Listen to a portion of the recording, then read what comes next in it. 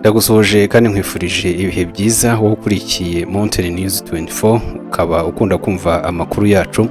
Hari indi nkuru rero tukuzaniye ivuga ko perezida wa Madagascar yahungishijwe n'indege y'ingabo z'Ubufaransa. Perezida André Rajoelina wa Madagascar yahungishijwe n'indege y'ingabo z'Ubufaransa mu gihe abaturage n'abasirikare bakomeje kwigaragambya mu bice birimo umurwa mukuru Antananarivo.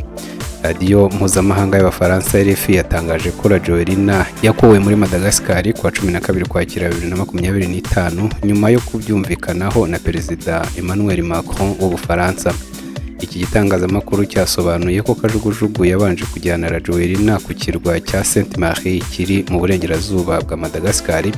Ahageze ajya mu ndege y'ingabo z'Ubufaransa kandi ngo ishobora kuba yakomereje i Dubai inyuze mu birwa bya Maurice. Leta y'Ubufaransa yasobanuye ko yemeye gukura Rajoelina muri Madagascar kugira ngo amahoro aboneke mu gihugu cye, ariko ko ingabo zayo zidashobora kwivanga mu bibazo biri kuba muri iki kirwa kinini ku mugabane wa Afurika.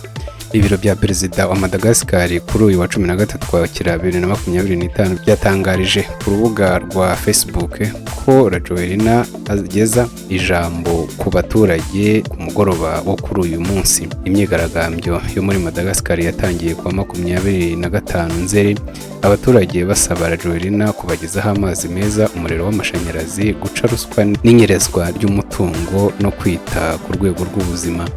Aho kumva ibyifuzo byabo, yohereje abapolisi n'abasirikare mu mihanda bakumira abigaragambye bakoresheje imbaraga z'umurengera. Aba baturage biganjemo urubyiruko bararakaye batangira gusaba uyu mukuru w'igihugu kwegura. Ku itariki ya 11 Ukwakira uyu mwaka nyine, abasirikare bo mu mutwe wa CAPSAT batangaje ko batazongera kubahiriza amabwiriza abasaba guhohotera abaturage bigaragambya, bamenyesha ubuyobozi bw'igihugu ko ahubwo bagiye kwifatanya nabo. CAPSAT yagize iti twebwe abasirikare ntitugikora inshingano zacu, twahindutse inkoma amashyi, twemeye kubaha dushyira mu bikorwa amabwiriza nubwo atari yemewe n'amategeko aho kurinda abaturage.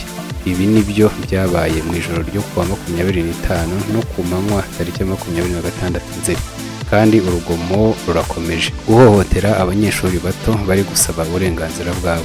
Kuva uwo munsi byavugwaga ko Rajoelina yamaze kuva muri Antananarivo kuko abasirikare ba CAPSAT bari bamaze kugera ku mbuga ngari izwi nka Place du 13 Mai.